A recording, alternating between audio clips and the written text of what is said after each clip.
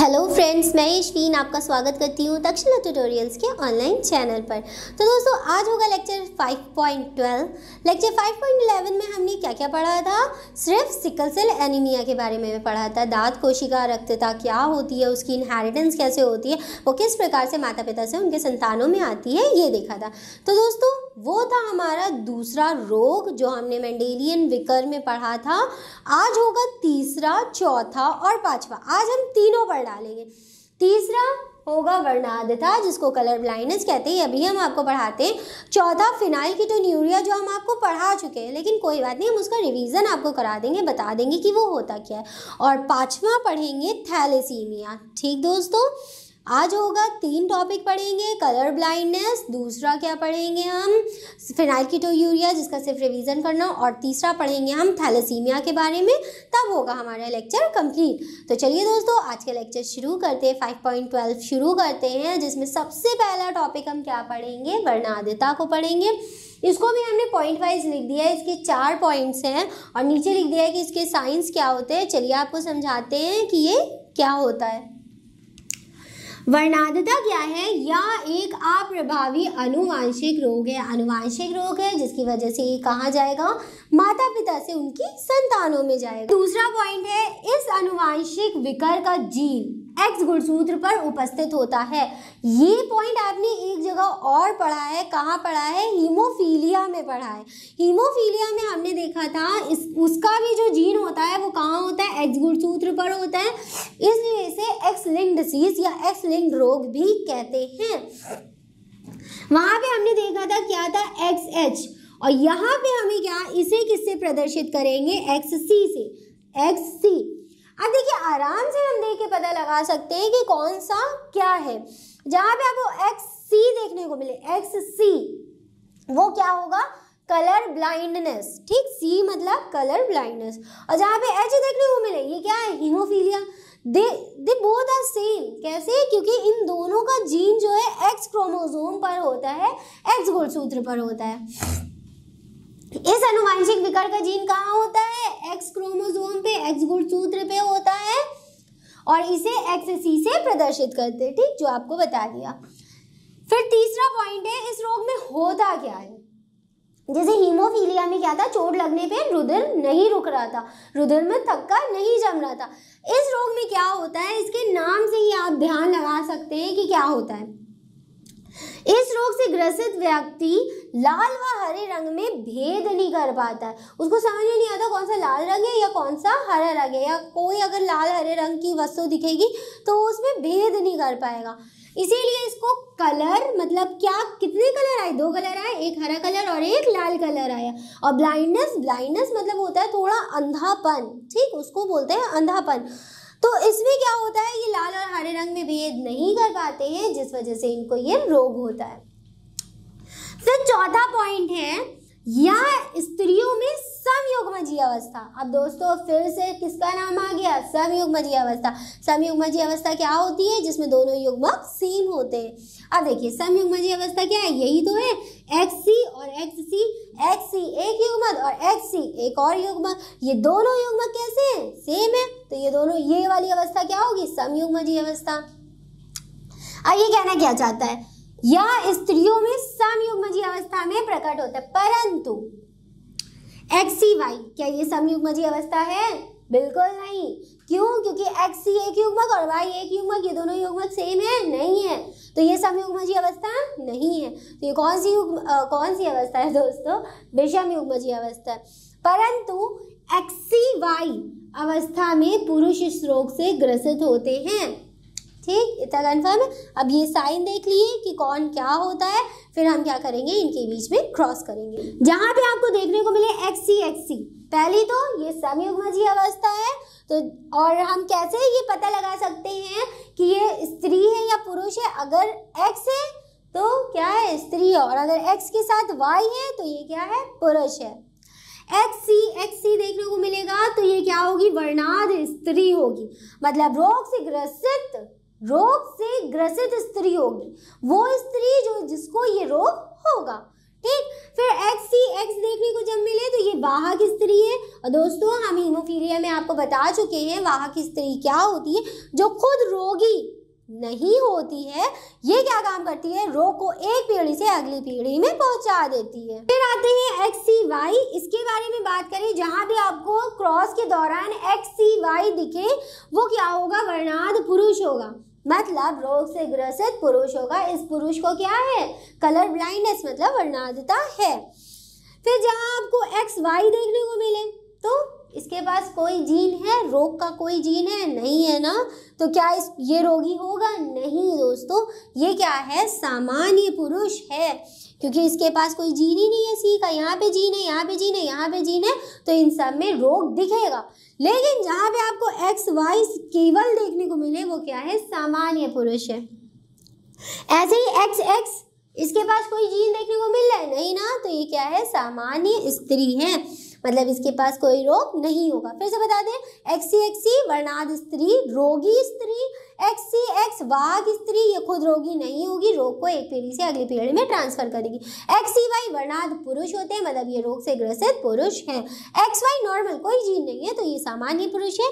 XX ये क्या है, सामान्य स्त्री है। तो दोस्तों हमने आपको हमेशा की तरह बता दिया कि ये क्या चीज़ होती है, फिर इसके साइन दिखा दिए। अब हम क्या करेंगे, इनके बीच में क्रॉस करेंगे और उनका रिजल्ट लिखेंगे, फिर पढ़ेंगे अपनी अगली बीमारी को। तो चलिए दोस्तों क्या करेंगे, क्रॉस करेंगे। इन्हीं साइन को ध्यान में रखिएगा कि कौन क्या होता है, बिना इसके कोई क्रॉस नहीं कर सकते आप, तो इन साइंस को ध्यान में रखना बहुत ज़्यादा ज़रूरी है। तो चलिए इनहेरिटेंस मतलब वंशानुगति करते हैं कि किस प्रकार से ये माता पिता से उनकी संतानों में आती है। दोस्तों चलिए अब हम क्रॉस करते हैं। क्रॉस करने के लिए यहाँ पे हमने एक क्वेश्चन लिखा है। अब देखिए ये वाला जो है आपका दो टाइप से आ सकता है, या तो पूछ ले कि वर्णांधता क्या होता है, इसकी वंशागति सहित समझाइए, इस प्रकार से भी क्वेश्चन आ सकता है, या बिल्कुल एक इस प्रकार से अलग क्वेश्चन आ सकता है। डायरेक्ट यही क्वेश्चन पूछा जाता है, जब एक वर्णांधता की वाहक स्त्री का विवाह एक सामान्य पुरुष से होता है तो उनकी संतानों में वर्णांधता रोग का क्रम बताइए। ठीक, तो ये क्वेश्चन आपको मिलेगा और इसकी बेसिस पे आपको क्या गैमीट युग्मक बनाने हैं और फिर उसका क्रॉस करके रिजल्ट देना है।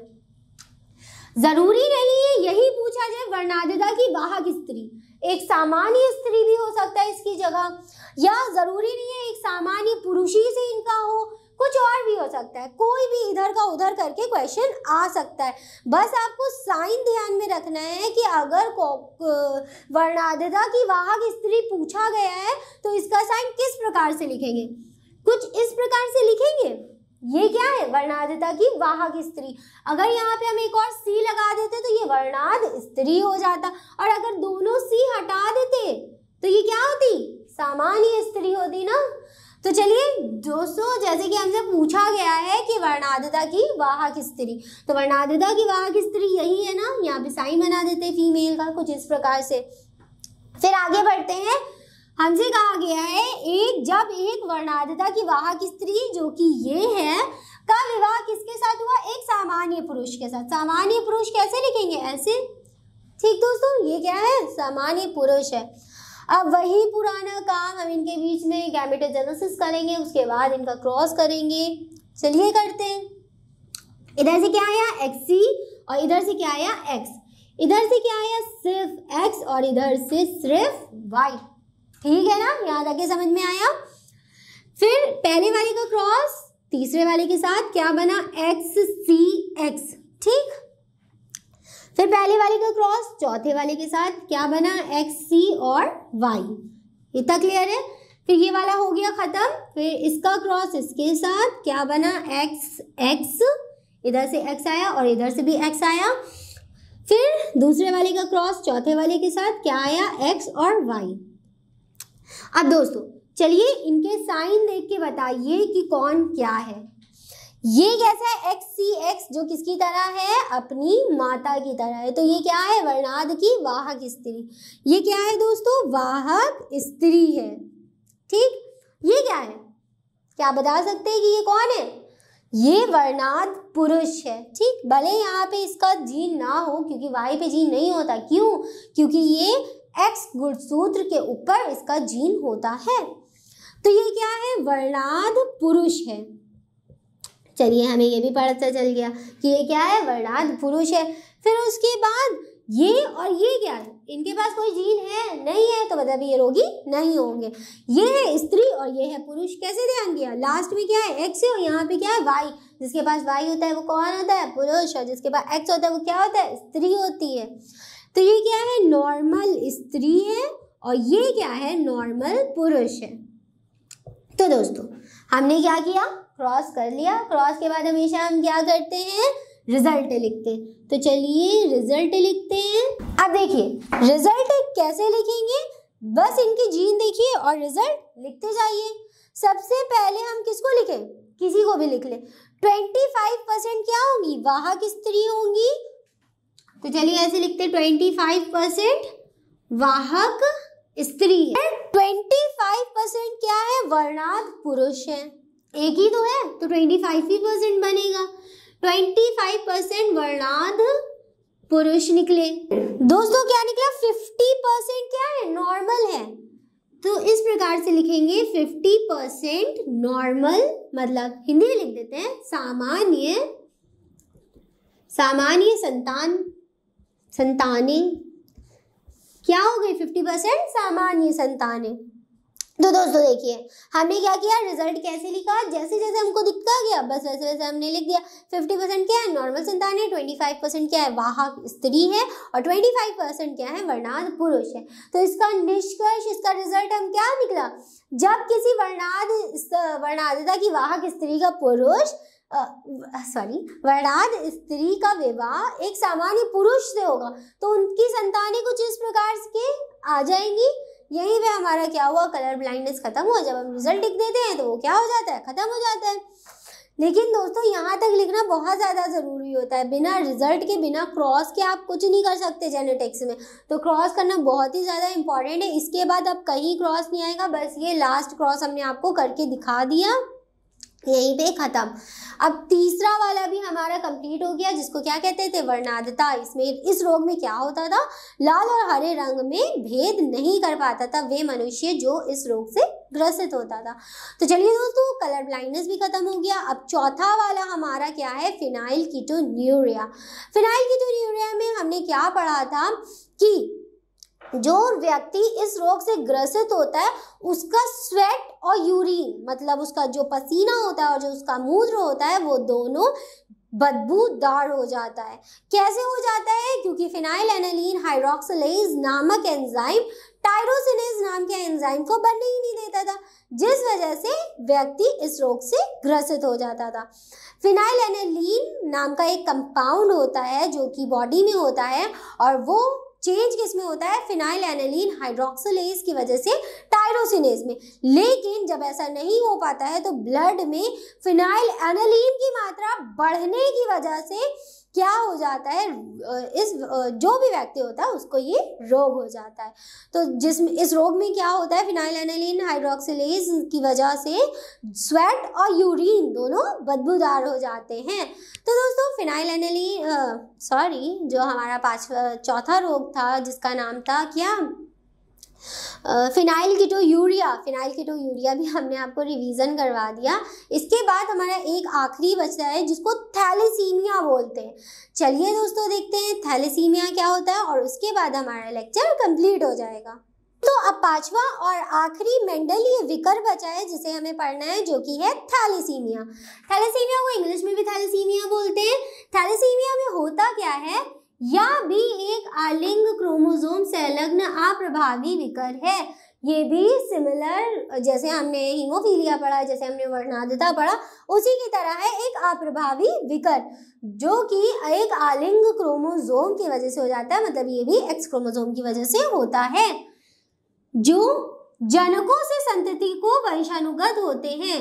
जनकों से उनकी संतति को वंशानुगत होते हैं, इसीलिए तो इन्हें कहते हैं आनुवांशिक रोग, जो कि हम पढ़ रहे हैं। आनुवांशिक विकर ही तो पढ़ रहे हैं, जिसमें मेंडलीय विकर थे हमारे।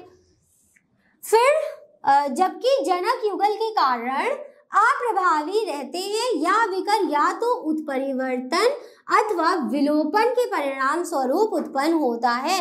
उत्परिवर्तन जैसे कि हमने आपको बताया था म्यूटेशन या विलोपन। विलोपन मतलब होता है हट जाने, किसी भी चीज के हट जाने, कोई जीन में चेंजेस हो गए जिसकी वजह से क्या होता है कि ये बीमारी उत्पन्न होती है, परिणाम स्वरूप उत्पन्न होता है। अब इसमें होता क्या है, इस बीमारी में मेन होता क्या है, जिसमें हीमोग्लोबिन बनने वाले ग्लोबिन की किसी एक श्रृंखला, अरे जो हमने आपको बताया था कि ये हीमोग्लोबिन बनने वाली श्रृंखला, इसकी 4 श्रृंखला थी, अल्फा बीटा 4 श्रृंखलाएं थी। तो किसी एक श्रृंखला की जो संश्लेषण दर होती है, संश्लेषण मतलब होता है बनने की जो दर होती है उसमें कमी आ जाती है, एक श्रृंखला की संश्लेषण दर में कमी आ जाती है। मान लीजिए ये इतनी बड़ी थी, ये इतनी बड़ी ना हो कि बस इतनी ही बनी, इतनी ही संश्लेषित हुई, जिसकी वजह से ये बीमारी उत्पन्न होती है। परिमाणता विकृत हीमोग्लोबिन, अब देखिए ये हीमोग्लोबिन नहीं रहा, ये हीमोग्लोबिन अच्छा वाला हीमोग्लोबिन नहीं रहा क्योंकि इसकी एक श्रृंखला की संश्लेषण दर में कमी आ गई, ये पूरी तरीके से विकसित ही नहीं हुआ, पूरी तरीके से संश्लेषित बना ही नहीं। परिमाणता विकृत हीमोग्लोबिन का संश्लेषण होता है, मतलब कुछ इस प्रकार की विकृत हीमोग्लोबिन का संश्लेषण हुआ जिसमें कि पूरी तरीके से एक श्रृंखला बनी नहीं थी, तथा रक्तालाप हो जाता है। अगर ये वर्क होता है, ये काम होता है, जब संश्लेषण नहीं होता है तो क्या हो जाता है, रक्तालाप हो जाता है। रक्तालाप को एनीमिया भी बोलते हैं, रक्तालाप हो जाता है, जिस वजह से जो इस रोग का अभिलक्षण है, मतलब जिसको रक्तालाप होगा उसके अंदर क्या हुआ होगा, हीमोग्लोबिन की संश्लेषण दर से कमी आ गई होगी, और यही क्या है, थैलेसीमिया कहलाता है। तो दोस्तों यहाँ पे हमारा थैलेसीमिया भी कंप्लीट होता है, जो कि हमारा कौन सा रोग था, 5वां था। अब एक क्विक रिवीजन हम आपको करा देते हैं, जिसमें सबसे पहले हमने क्या पढ़ा था, अनुवांशिक विकर पढ़ रहे थे। ठीक, अनुवांशिक विकर 2 प्रकार थे, एक था मेंडेलियन विकर जो कि मेंडलीय विकर या मेंडल डिसीज, मेंडल डिसऑर्डर भी कहलाया, और दूसरा था गुणसूत्रीय विकर जिसे क्रोमोसोमल डिसऑर्डर कहा था। हमें मेंडलीय, अब तक हम मेंडलीय विकर पढ़ रहे थे। मेंडलीय विकर में सबसे पहला रोग हमने क्या पढ़ा था कि हीमोफीलिया, दूसरा पढ़ा था दांत कोशिका अरिक्तता, तीसरा पढ़ा था आज के लेक्चर में वर्णांधता, चौथा था फिनाइलकीटोयूरिया जो हम आपको पढ़ा चुके हैं, और 5वां हमने क्या पढ़ा, थैलेसीमिया के बारे में पढ़ा। ठीक, तो दोस्तों 5 मेंडलीय विकर तो हमारे कंप्लीट हो गए, लेकिन अभी भी एक लेक्चर इस चैप्टर का और बचा है जो कि होगा 5.13, उसमें हम आपको पढ़ाएंगे गुणसूत्रीय विकर के बारे में कि गुणसूत्रीय विकर क्या होता है, कैसे होता है, उसके एग्जाम्पल्स बताएंगे, किस किस प्रकार से वो होते हैं ये बताएंगे। ये तो हम अपने नेक्स्ट लेक्चर में बताएंगे जो कि इस चैप्टर का आखिरी लेक्चर होगा। तो दोस्तों यहाँ पे हमारा ये वाला लेक्चर खत्म होता है। इस लेक्चर से रिलेटेड सारे नोट्स आपको नीचे डिस्क्रिप्शन बॉक्स में मिल जाएंगे। तो दोस्तों आज के लिए बस इतना ही, मिलते हैं अपनी नेक्स्ट क्लास में। Thank you.